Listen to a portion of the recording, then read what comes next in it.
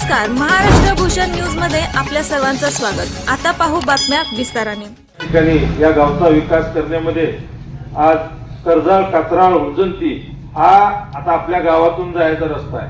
हा जवळजवळ 186 कोटी रुपयाचा रस्ता आहे। म्हणजे आपल्या गावाचं नंदेश्वर म्हणजे सेंटर पॉइंट आहे। त्या सेंटर पॉइंट वरनं मंगळवेढ्याला जाऊ द्या, इकडं चडचण विजापूर उंजंती कुठेही जाऊ द्या, किंवा जर तिकडे जाऊ द्या, शेवटी तिकडे जरी तुम्ही सांगोला किंवा इकडे सांगली मिरज कुठं जरी जायचं म्हणलं, आता तुम्हाला कुठलीही अडचण नाही। दक्षिण उत्तर पूर्व पश्चिम या बाजूला तुम्ही मंगळवेढ्याच्या शेवटच्या टोकाला 15 मिनिटाच्या आत या ठिकाणी नंदेश्वर मधनं आपण पोहोचू शकताय। अशा पद्धतीचे रस्ते या ठिकाणी आता होत आहेत आणि भविष्यात हे चांगल्या पद्धतीचे रस्ते होऊन पुढच्या येणाऱ्या 5 ते 10 वर्षाकरता हे रस्ते चांगल्या पद्धतीने होतील आणि रस्त्याच्या बाबतीत कुठलेच या ठिकाणी समस्या राहणार नाही। आज नंदेश्वर भोसे या रस्त्याला सुद्धा जवळजवळ 7.5 कोटी रुपये दिले। मला त्यावेळेला मला वाटतं बाळकृष्ण महाराजांचा सप्ताह होता का उत्सव होता, मला वाटतं काय तो, सगळ्यांचे तुमचे फोन यायला आले की दादा इथं एवढं ट्रॅफिक जाम होतंय आणि ट्रॅफिक जाम झालं का इथं काय तर काम करायला लागतंय। पण त्यावेळेला टेंडर बिंडर काहीच व्हायचं नव्हतं अजून, परंतु त्याच्या अगोदरच मी तुम्हाला इथला रस्ता म्हणजे तिथलं चढ होता, ट्रॅक्टर जात नव्हते, तर ट्रॅक्टर जात नव्हते टेंडर व्हायच्या अगोदर, त्याचं पहिल्यांदा सप्त्याच्या अगोदर मी खालचा फेस करून दिला आणि आता परत त्याच्यावरती कॉन्क्रीट झाल्यामुळं तेवढं पुलाचं काम झालं का कसलंही ट्रॅक्टर येऊ किंवा कितीही अवजड वाहनं येऊ, जी इथनं येऊन जी कुतत होतं ही अजिबात कुताची भानगड होणार नाही। चांगल्या सरळ पहिल्या गिअरवर दुसऱ्या गिअरवर सुद्धा ट्रॅक्टर चढल अशा पद्धतीनं नक्कीच तसा रस्ता आपण करतोय। त्या काय ही छोटी छोटी काम आहे। त्या स्टँडवर नाना नामदेवराव सगळे आमचे तोंडे पदवून तुम्ही बसताय आणि तिथनं भर जर ट्रॅक्टर गेलं आणि यायला तुमचं बोलल्याला आठवत नसत, म्हणजे बोलल्याला कळत नसत। पण आता नाना तेवढा आवाज येणार तर आता जरा निम्मा कमी झाला असेल, तर असं निम्मा आवाज कमी करण्याचं सुद्धा काम या निमित्तानं आपण करतोय। खडकी नंदेश्वर ही सुद्धा 3 कोटी रुपये या निमित्तानं आपल्याला देतोय।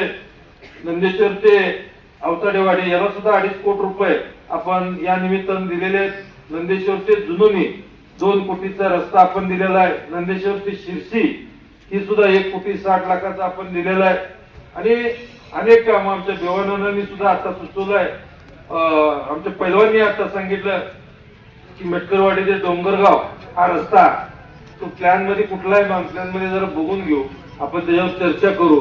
जर ते बसत असलं त्याच्यात येणाऱ्या मार्चला 100% त्याचा कार्यक्रम करून टाकू। आणि आपल्या नानांनी सुद्धा आता मला वाटतं गद्या गाडवते ह्याच्यावरचा खाडीवरती इथला सुद्धा रस्ता सांगितलाय।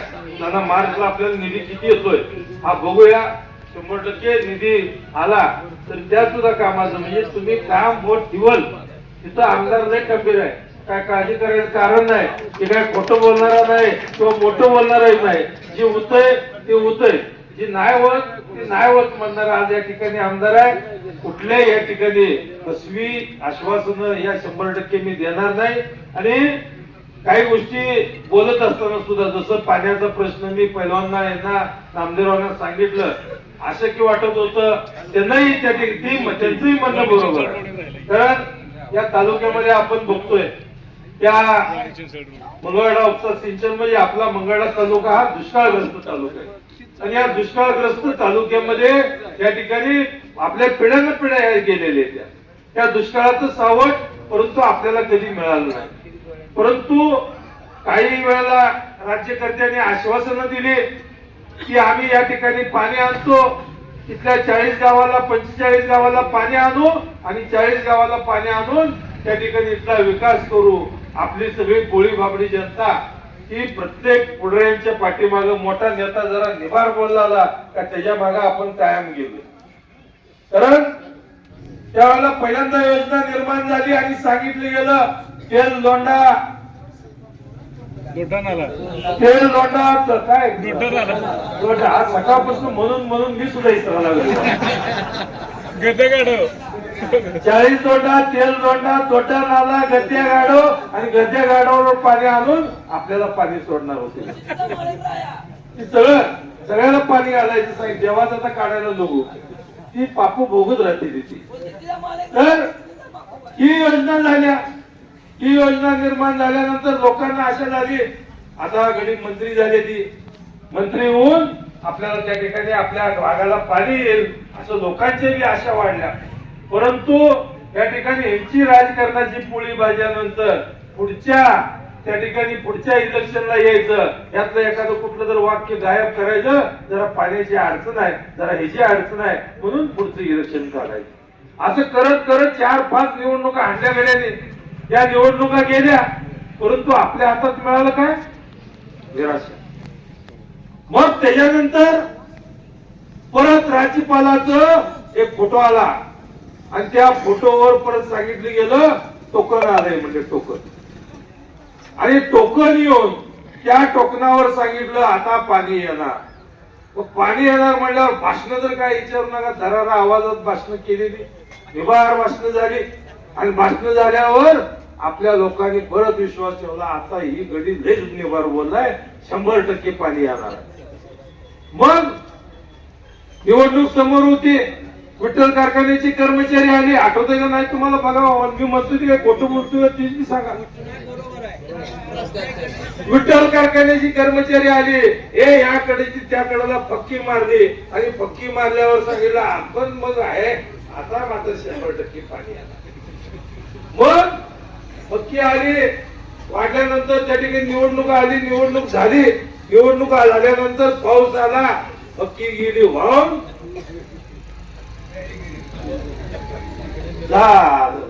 परत आपल्या माती निराशा.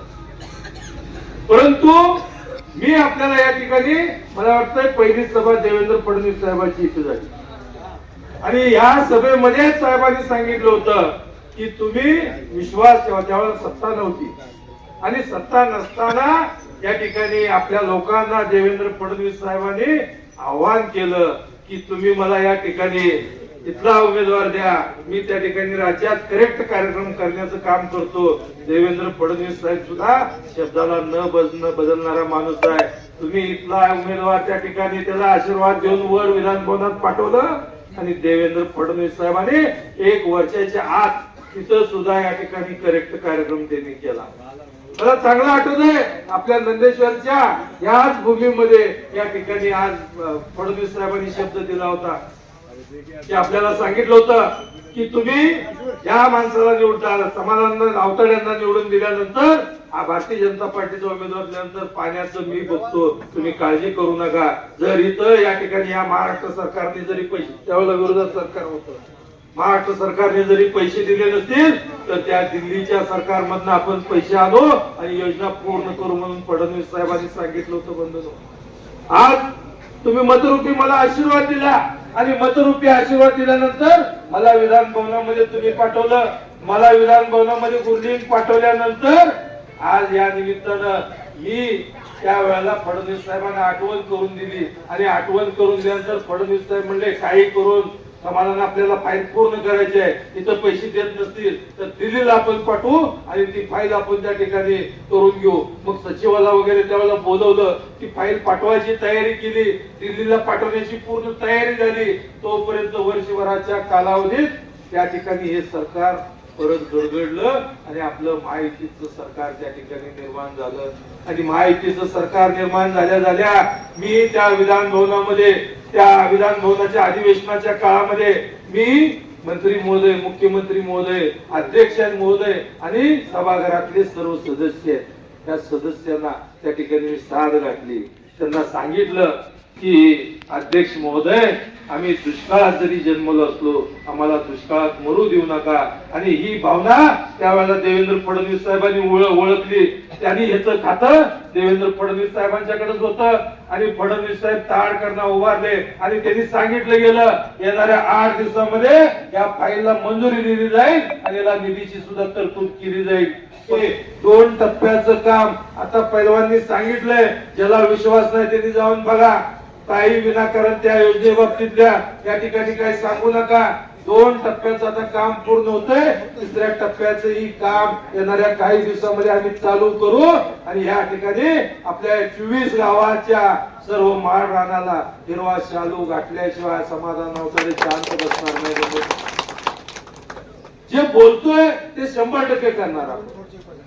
पण आपणही सगळ्यांनी या निमित्तानं विश्वास ठेवला पाहिजे. इथले गावातले गट मतभेद हे आपण विसरलं पाहिजे. कारण तुम्ही इथं जर आवाज मोठा केला, इथली राजकीय शक्ती जर तुम्ही एकत्र केली, ह्याचा आवाज मुंबईपर्यंत जर चांगल्या पद्धतीनं पाठवला तर मुंबईमध्ये माझा आवाज वाढेल आणि मुंबईमध्ये माझा आवाज वाढल्यानंतर या ठिकाणी तुम्ही जिथं व्होट ठेवाल, जे होतंय न होतंय ते सगळी कामं आपण 100% या पुढच्या कालावधीत आपण करू शकतोय. कारण आपल्या पाठीमागं आपल्याला या राज्याचे मुख्यमंत्री देवेंद्र फडणवीस साहेब हे चांगल्या पद्धतीनं ताकदीनं त्या ठिकाणी आणि काम करणारा माणूस आहे. नुसतं आश्वासन देऊन गप बसणारा माणूस नाही.